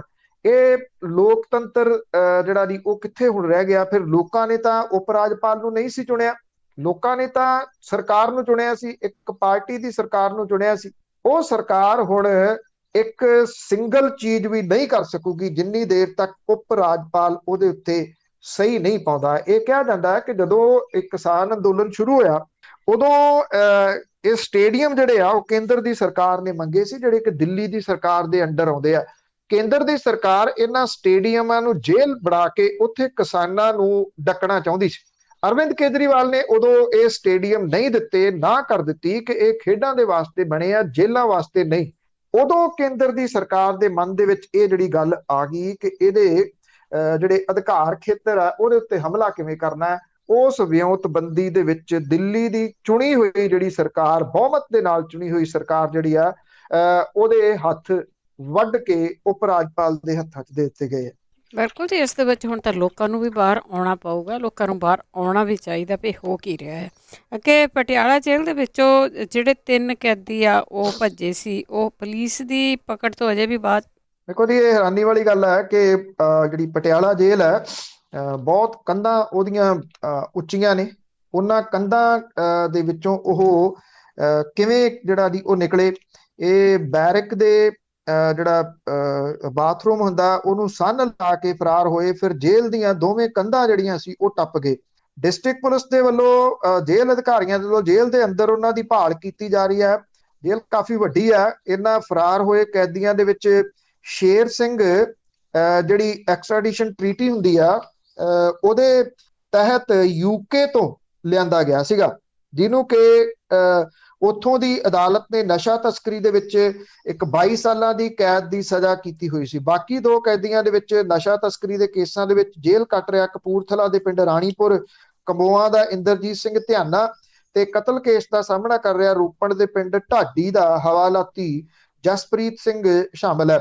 ਇਹ ਤਿੰਨੇ ਕੈਦੀ ਜਿਹੜੇ ਸੀਗੇ ਉਹਨਾਂ ਦੀ ਬੈਰਕ ਵਿੱਚ ਨਾ ਹੋਣ ਦੀ ਪੁਸ਼ਟੀ ਕੀਤੀ ਗਈ। ਤਿੰਨੋਂ ਕੈਦੀ ਜੇਲ੍ਹ ਵਿਚਲੇ 9 ਨੰਬਰ ਸੈੱਲ ਦੇ ਵਿੱਚ ਬੰਦ ਸੀ, ਜਿਹਦੇ ਵਿੱਚੋਂ ਬਾਹਰ ਨਿਕਲਣ ਲਈ ਉਹਨਾਂ ਨੇ ਕੰਧ ਦੇ ਵਿੱਚ ਪਾੜ ਲਾਇਆ ਬਾਥਰੂਮ ਦੇ ਅੰਦਰ, ਔਰ ਸੀਸੀਟੀਵੀ ਕੈਮਰਿਆਂ ਦੀ ਵੀਡੀਓ ਫੁਟੇਜ ਦੇ ਮੁਤਾਬਕ ਉਹ ਅੱਧੀ ਰਾਤ ਵੇਲੇ ਫਰਾਰ ਹੋਏ। ਕੈਮਰਿਆਂ 'ਚ ਉਹ ਜੇਲ੍ਹ ਦੀ 12 ਫੁੱਟ ਉੱਚੀ ਅੰਦਰਲੀ ਕੰਧ ਟੱਪਦੇ ਦਿਖਾਈ ਦਿੰਦੇ ਆ। ਇਸ ਕੰਧ ਤੋਂ ਚੜ੍ਹਨ ਲਈ ਉਹਨਾਂ ਨੇ ਇੱਕ ਦੂਜੇ ਦੇ ਮੋਢਿਆਂ ਦਾ ਸਹਾਰਾ ਲਿਆ। ਉੱਪਰ ਚੜ੍ਹੇ 2 ਜਣਿਆਂ ਨੇ ਤੀਜੇ ਕੈਦੀ ਨੂੰ ਉੱਪਰ ਖਿੱਚਿਆ। ਇਸ ਤੋਂ ਬਾਅਦ 18 ਫੁੱਟ ਉੱਚੀ ਅਖੀਰਲੀ ਤੇ ਮੁੱਖ ਕੰਧ ਟੱਪਣ ਸੰਬੰਧੀ ਕੋਈ ਵੀਡੀਓ ਨਹੀਂ ਆ, ਨਾ ਕੋਈ ਹੋਰ ਸਬੂਤ ਜੇਲ੍ਹ ਪ੍ਰਸ਼ਾਸਨ ਦੇ ਹੱਥ ਜਿਹੜਾ ਉਹ ਲੱਗਿਆ, ਜਿੱਥੋਂ ਇਹ ਪਤਾ ਲੱਗਦਾ ਹੋਵੇ ਕਿ ਬਾਹਰਲੀ ਕੰਧ ਉਹਨਾਂ ਨੇ ਕਿਵੇਂ ਟੱਪੀ। 18 ਫੁੱਟ ਉੱਚੀ ਕੰਧ ਜਿਹੜੀ ਉਹ ਕਿਵੇਂ ਟੱਪੀ ਜਾ ਸਕਦੀ ਹੈ, ਇਹ ਬਹੁਤ ਵੱਡਾ ਆਪਣੇ ਆਪ ਦੇ ਵਿੱਚ ਸਵਾਲ ਹੈ। ਜੇਲ੍ਹ ਪ੍ਰਸ਼ਾਸਨ ਨੇ ਤੇ ਪੁਲਿਸ ਨੇ ਜਿਹੜਾ ਥਾਂ ਦੇ ਉੱਤੇ ਚੈਕਿੰਗ ਜਿਹੜੀ ਆ ਉਹ ਸ਼ੁਰੂ ਕੀਤੀ ਆ। ਅਜੇ ਤੱਕ ਪੁਲਿਸ ਦੇ ਹੱਥ ਜਿਹੜੇ ਆ ਉਹ ਖਾਲੀ ਹੈ। ਪੰਜਾਬ ਦੀਆਂ ਜੇਲ੍ਹਾਂ ਉਂਝ ਤਾਂ ਹਮੇਸ਼ਾ ਚਰਚਾ ਦੇ ਵਿੱਚ ਰਹੀਆਂ ਨੇ ਕਿ ਇਹਨਾਂ ਦੇ ਅੰਦਰ ਕੀ ਕੁਝ ਹੁੰਦਾ, ਔਰ ਇੰਨੀ ਕਰਪਸ਼ਨ ਇਹਨਾਂ ਜੇਲ੍ਹਾਂ ਦੇ ਅੰਦਰ ਆ, ਤੁਸੀਂ ਇਹ ਕਹਿ ਲਓ ਕਿ ਇਹ ਕਰਪਸ਼ਨ ਜਿਹੜੀ ਆ ਉਹ ਸਿਰ ਚੜ ਕੇ ਬੋਲਦੀ ਆ। ਕਿਹੜੀ ਬੈਰਕ ਦੇ ਵਿੱਚ ਤੁਸੀਂ ਰਹਿਣਾ, ਕਿੱਥੇ ਰਹਿਣਾ, ਕੀ ਕੁਝ ਤੁਹਾਨੂੰ ਚਾਹੀਦਾ, ਅੰਦਰ ਫੋਨ ਚਾਹੀਦਾ, ਹੋਰ ਸਮਾਨ ਜਿਹੜਾ ਉਹ ਚਾਹੀਦਾ, ਉਹਦੇ ਪਰ ਮਹੀਨੇ ਦੇ ਵੱਖਰੇ ਪੈਸੇ ਜਿਹੜੇ ਆ ਉਹ ਇਹਨਾਂ ਜੇਲ੍ਹ ਅਧਿਕਾਰੀਆਂ ਨੂੰ ਦੇਣੇ ਪੈਂਦੇ ਆ। ਕਰਪਸ਼ਨ ਜਿਹੜੀ ਆ ਜੀ ਉਹ ਕਰ ਕਰਕੇ ਇਹਨਾਂ ਦੇ ਹਾਲਾਤ ਏਡੇ ਜਿਹੜਾ ਜੀ ਉਹ ਮਾੜੇ ਹੋ ਗਏ ਹੋਏ ਆ ਕਿ ਉੱਥੇ ਕੋਈ ਚੀਜ਼ ਤੁਹਾਨੂੰ ਜਿਹੜੀ ਚਾਹੀਦੀ ਆ ਹਰ ਚੀਜ਼ ਅੰਦਰ ਅਵੇਲੇਬਲ ਹੋ ਜਾਂਦੀ ਆ, ਸਿਰਫ ਉਹਦੇ ਵਾਸਤੇ ਤੁਹਾਡੇ ਕੋਲੇ ਪੈਸੇ ਚਾਹੀਦੇ ਆ। ਜਦੋਂ 18 ਫੁੱਟ ਉੱਚੀ ਕੰਧ ਜਿਹੜੀ ਉਹ ਟੱਪਣ ਦੀ ਗੱਲ ਹੋਵੇ ਤੇ ਬਿਨਾਂ ਕਿਸੇ ਪੈਸਿਆਂ ਤੋਂ ਅਜਿਹਾ ਨਹੀਂ ਹੋ ਸਕਦਾ। ਦੇਖੋ ਇਹ ਤਾਂ ਉੱਥੇ ਜਿਹੜੇ ਕੰਮ ਕਰਦੇ ਉਹਨਾਂ ਤੋਂ ਬਿਨਾਂ ਹੋ ਹੀ ਨਹੀਂ ਸਕਦਾ ਹੈਗਾ, ਪਰ ਵੀਡੀਓ ਵੀ ਨਹੀਂ ਲੱਭੀਆਂ। ਅੱਗੇ ਗੱਲ ਕਰਦੇ ਆ, ਲੰਗਾ ਦੇ ਮਾਪਿਆਂ ਨੇ ਅਕਾਲ ਤਖਤ ਤੇ ਪਹੁੰਚ ਕੇ ਪੁੱਤ ਲਈ ਮਾਫੀ ਮੰਗੀ। ਦੇਖੋ ਇਹ ਕੋਸ਼ਿਸ਼ ਜਿਹੜੀ ਆ ਉਹ ਕਿਸੇ ਨਾ ਕਿਸੇ ਤਰੀਕੇ ਦੇ ਨਾਲ ਜਿਹੜੀ ਹੋ ਰਹੀ ਹੈ। ਮਤਲਬ ਕਿ ਕੋਈ ਕਿਸੇ ਜਗ੍ਹਾ ਦੇ ਉੱਤੇ ਹੱਥ ਪਵੇ। ਜਿਹੜੇ ਦਮਦਮੀ ਟਕਸਾਲ ਦੇ ਹੈਗੇ ਨੇ ਬੁਲਾਰੇ ਪ੍ਰੋਫੈਸਰ ਸਰਚੰਦ ਹੋਰਾਂ ਦਾ ਮੈਂ ਇੱਕ ਜਿਹੜਾ ਪੜ੍ਹ ਰਿਹਾ ਸੀ ਆਰਟੀਕਲ, ਉਹਦੇ ਵਿੱਚ ਉਹ ਇਹ ਕਹਿੰਦੇ ਆ ਕਿ ਉਹਨੂੰ ਮਾਫੀ ਲੈਣ ਦਾ ਅਧਿਕਾਰ ਕਿਉਂ ਨਹੀਂ ਗਾ, ਉਹਨੂੰ ਕਿਉਂ ਨਹੀਂ ਮਾਫ ਕੀਤਾ ਜਾ ਸਕਦਾ। ਪ੍ਰੋਫੈਸਰ ਸਰਚੰਦ ਹੋਰਾਂ ਨੇ ਹੀ ਕੁਝ ਮਹੀਨੇ ਪਹਿਲਾਂ ਉਹਨਾਂ ਜਿਹੜੇ ਲੰਗਾ ਨੇ ਉਹਨਾਂ ਨੂੰ ਸੁੱਚਾ ਕਰਨ ਦੇ ਵਾਸਤੇ ਇੱਕ ਜਿਹੜੀ ਉਹ ਕਹਾਣੀ ਰਚੀ ਸੀ। ਉਹ ਪਹਿਲਾਂ ਪਤਾ ਲੱਗ ਗਈ, ਰੌਲਾ ਪੈ ਗਿਆ, ਉਹਨਾਂ ਨੂੰ ਅੰਮ੍ਰਿਤ ਉੱਥੇ ਛਕਾਇਆ ਜਾ ਰਿਹਾ ਸੀ ਇੱਕ ਗੁਰਦੁਆਰੇ ਦੇ ਵਿੱਚ। ਮਤਲਬ ਕਿ ਇਹ ਸਾਰੀ ਪ੍ਰਥਾ ਹੀ ਤੋੜ ਦੇਣ ਲੱਗੇ ਸੀ ਜਿਹੜੀ ਚੱਲਦੀ ਪਈ ਆ। ਹੁਣ ਜਿਹੜਾ ਪਿਛਲੇ ਦਿਨੀ ਆਪਾਂ ਗੱਲ ਸਾਂਝੀ ਕੀਤੀ ਸੀ ਕਿ ਸੁੱਚਾ ਅਸਿਓ ਲਗਾ ਹੋਰੀ ਇੱਥੇ ਲਗਾਤਾਰ ਦਰਬਾਰ ਸਾਹਿਬ ਦੇ ਵਿੱਚ ਰੋਜ਼ ਆਉਂਦੇ ਆ, ਉੱਥੇ ਅਕਾਲ ਤਖਤ ਦੇ ਬਾਹਰ ਬੈਠਦੇ ਆ, ਬੈਠ ਕੇ ਫਿਰ ਉੱਥੋਂ ਚਲੇ ਜਾਂਦੇ ਆ ਰੋਜ਼। ਇਹ ਮਤਲਬ ਕਿ ਇਹ ਇੱਕ ਜਿਹੜੇ ਇਮੋਸ਼ਨਲ ਕਰਨ ਦੀ ਕੋਸ਼ਿਸ਼ ਹੋ ਰਹੀ ਆ, ਭਾਵਕ ਜਿਹੜਾ ਜੀ ਉਹ ਕਰਨ ਦੀ ਕੋਸ਼ਿਸ਼ ਹੋ ਰਹੀ ਆ। ਉਹਦੇ ਤਹਿਤ ਹੀ ਹੁਣ ਲੰਗਾ ਦੇ ਜਿਹੜੇ ਬਿਰਧ ਮਾਤਾ ਪਿਤਾ ਨੇ ਉਹਨਾਂ ਨੇ ਅਕਾਲ ਤਖਤ ਜਥੇਦਾਰ ਦੇ ਨਾਂ ਦੇ ਉੱਤੇ ਇੱਕ ਚਿੱਠੀ ਲਿਖ ਕੇ ਉਹਨਾਂ ਨੂੰ ਮਾਫ ਕਰਨ ਦੀ ਅਪੀਲ ਕੀਤੀ ਆ। ਤਾਰਾ ਸਿੰਘ ਤੇ ਪ੍ਰੀਤਮ ਕੌਰ ਵੱਲੋਂ ਲਿਖੀ ਗਈ ਇਹ ਚਿੱਠੀ ਬਜ਼ੁਰਗ ਜੋੜੇ ਦੇ ਪੋਤੇ ਸੋਨੂ ਲਗਾ, ਜਿਹੜਾ ਸੁੱਚਾ ਸਿੰਘ ਲਗਾ ਦਾ ਮੁੰਡਾ, ਉਹਨੇ ਅਕਾਲ ਤਖਤ ਦੇ ਸੈਕਟਰੀਏਟ ਦੇ ਵਿੱਚ ਮੁੱਖ ਸਕੱਤਰ ਨੂੰ ਸੌਂਪੀ। ਇਹਦੇ ਵਿੱਚ ਉਹਨਾਂ ਨੇ ਲਿਖਿਆ ਕਿ ਦੋਵਾਂ ਦੀ ਉਮਰ 88 ਤੇ 90 ਸਾਲ ਹੈ। ਵੱਡੀ ਉਮਰ ਹੋਣ ਕਰਕੇ ਉਹਨਾਂ ਦੀ ਸਿਹਤ ਠੀਕ ਨਹੀਂ ਰਹਿੰਦੀ। ਉਹ ਲਿਖਦੇ ਆ ਕਿ ਸਾਹਾਂ ਦਾ ਕੋਈ ਭਰੋਸਾ ਨਹੀਂ, ਕਦੋਂ ਮੁੱਕ ਜਾਣ। ਉਹਨਾਂ ਨੇ ਕਿਹਾ ਕਿ ਪੀੜ੍ਹੀਆਂ ਤੋਂ ਉਹਨਾਂ ਦਾ ਪਰਿਵਾਰ ਗੁਰੂ ਘਰ ਪ੍ਰਤੀ ਸ਼ਰਧਾ ਰੱਖਦਾ ਰਿਹਾ ਤੇ ਉਹ ਬਚਪਨ ਤੋਂ ਅੰਮ੍ਰਿਤਧਾਰੀ ਨੇ। ਔਰ ਇਹ ਵੀ ਕਿਹਾ ਕਿ ਉਹਨਾਂ ਦਾ ਪੁੱਤ ਸੁੱਚਾ ਸਿੰਘ ਲਗਾ ਕੋਲੋਂ ਹੋਈ ਭੁੱਲ ਲਈ ਉਹ ਖਿਮਾ ਯਾਚਨਾ ਕਰਦੇ ਆ। ਉਹਨੂੰ ਪੰਥ ਚੋਂ ਛੇਕੇ ਜਾਣ ਕਰਕੇ ਪਰਿਵਾਰ ਤੇ ਰਿਸ਼ਤੇਦਾਰਾਂ ਨੂੰ ਮਾਨਸਿਕ ਤੇ ਸਮਾਜਿਕ ਪੀੜਾ ਚੋਂ ਲੰਘਣਾ ਪੈ ਰਿਹਾ। ਉਹ ਦਾਗ ਲੈ ਕੇ ਦੁਨੀਆ ਤੋਂ ਰੁਖਸਤ ਨਹੀਂ ਹੋਣਾ ਚਾਹੁੰਦੇ, ਇਸ ਕਰਕੇ ਉਹਨੂੰ ਮਾਫ ਜਿਹੜਾ ਉਹ ਕਰ ਦਿੱਤਾ ਜਾਵੇ। ਸੁੱਚਾ ਸਿੰਘ ਲਗਾ ਵੀ ਪਿਛਲੇ ਦਿਨਾਂ ਤੋਂ ਕਈ ਚਿੱਠੀਆਂ ਅਕਾਲ ਤਖਤ ਨੂੰ ਦਿੰਦੇ ਰਹੇ ਆ। ਉਹਨਾਂ ਦੇ ਉੱਤੇ ਅਜੇ ਤੱਕ ਤਾਂ ਕਾਰਵਾਈ ਨਹੀਂ ਹੋਈ, ਪਰ ਜਦੋਂ ਪਿਛਲੇ ਦਿਨੀ ਚਰਨਜੀਤ ਸਿੰਘ ਚੱਡਾ ਨੂੰ ਚੁੱਪ ਕੀਤੀ ਇੱਕ ਚਿੱਠੀ ਫੜਾ ਦਿੱਤੀ ਗਈ ਸੀ ਕਲੀਨ ਚਿੱਟ ਵਾਲੀ ਕਹਾਣੀ, ਉਦੋਂ ਹੀ ਸਮਝ ਲੱਗ ਗਈ ਸੀ। ਮੈਂ ਉਦੋਂ ਹੀ ਇਹ ਗੱਲ ਕਹੀ ਸੀ ਵੀ ਇਹ ਜਿਹੜਾ ਚਰਨਜੀਤ ਸਿੰਘ ਚੱਡਾ ਨੂੰ ਕਲੀਨ ਚਿੱਟ ਨਹੀਂ ਦਿੱਤੀ ਗਈ, ਇਹ ਸੁੱਚਾ ਸਿਉਂ ਲਗਾਹ ਦੇ ਵਾਸਤੇ ਰਾਹ ਪੱਧਰ ਕੀਤਾ ਜਾ ਰਿਹਾ। ਜੀ ਜੀ ਬਿਲਕੁਲ ਉਧਰ ਨੂੰ ਵੱਧ ਰਿਹਾ ਸਾਰਾ ਕੁਝ। ਤੇ ਅਖੀਰ ਦੇ ਵਿੱਚ ਗੱਲ ਕਰਦੇ ਹਾਂ ਸਿਆਸੀ ਲੋਕਾਂ ਦੀ, ਉਹਨਾਂ ਵੱਲੋਂ ਤਾਕਤ ਦੇ ਨਸ਼ੇ ਦੇ ਵਿੱਚ ਕੋਵਿਡ ਦੇ ਕਾਨੂੰਨਾਂ ਦੀ ਉਲੰਘਣਾ ਹੋ ਰਹੀ ਹੈ। ਦੇਖੋ ਜਿਹੜੇ ਬਠਿੰਡੇ ਦੇ ਵਿੱਚ ਇੱਕ ਜਿਹੜੀ ਮੀਟਿੰਗ ਪਹਿਲਾਂ ਤਾਂ ਲਾਉਂਦੇ ਆ, ਪੰਜਾਬ ਦੇ ਖਜ਼ਾਨਾ ਮੰਤਰੀ ਖੁਦ ਸ਼ਾਮਲ ਹੁੰਦੇ ਉਹਦੇ ਵਿੱਚ ਸੈਂਕੜਿਆਂ ਦਾ ਇਕੱਠ ਹੁੰਦਾ, ਫੋਟੋਆਂ ਸਾਹਮਣੇ ਆ ਜਾਂਦੀਆਂ ਨੇ, ਕੋਈ ਕਾਰਵਾਈ ਉਹਦੇ ਉੱਤੇ ਨਹੀਂ ਹੁੰਦੀ। ਫਿਰ ਉਹ ਮੇਅਰ ਕਿਉਂਕਿ ਬਣਾਉਣ ਆਏ, ਮੇਅਰ ਜਿਹੜੀ ਲੇਡੀ ਉੱਥੇ ਬਣੇ, ਉਹਨਾਂ ਦੇ ਪਤੀ ਨੇ ਇੱਕ ਪਾਰਟੀ ਰੱਖ ਲਈ ਗੋਨੇਆਣਾ ਰੋਡ ਦੇ ਉੱਤੇ। ਉਸ ਪਾਰਟੀ ਦੇ ਵਿੱਚ ਪੂਰਾ ਧਮੱਚੜ ਪੈਂਦਾ, ਫੋਟੋਆਂ ਉਹਦੀਆਂ ਵੀ ਸਾਹਮਣੇ ਆ ਜਾਂਦੀਆਂ ਨੇ। ਜਦੋਂ ਰੌਲਾ ਜ਼ਿਆਦਾ ਪੈ ਜਾਂਦਾ ਤੇ ਜਿਹੜੀਆਂ ਇਹ ਖਬਰਾਂ ਨੇ ਇਹਨਾਂ ਨੂੰ ਠੱਲਣ ਦੇ ਵਾਸਤੇ ਪਹਿਲਾਂ ਪਰਚਾ ਦਰਜ ਕੀਤਾ ਜਾਂਦਾ ਅਣਪਛਾਤੇ ਲੋਕਾਂ ਦੇ ਉੱਤੇ।